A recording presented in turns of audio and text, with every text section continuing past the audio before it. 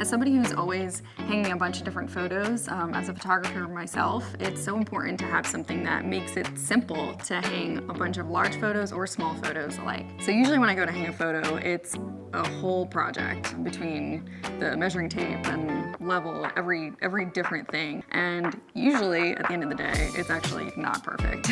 So initially when I found the Go Hang It, I thought, how convenient is that? I just take the little magnet keys that come attached and I put them in the slots on the back of the frame, put it up against the wall with the level on top, push it against the wall, puts the little indentations, then I know exactly where to put the nail. Hammer them in and put the frame up, and it's perfect. I can hang one large photo or a ton of small photos in a collage. It doesn't matter what my frame has on the back of it. If it has sawtooth, D-ring, any wire on the back, I can use it for any type.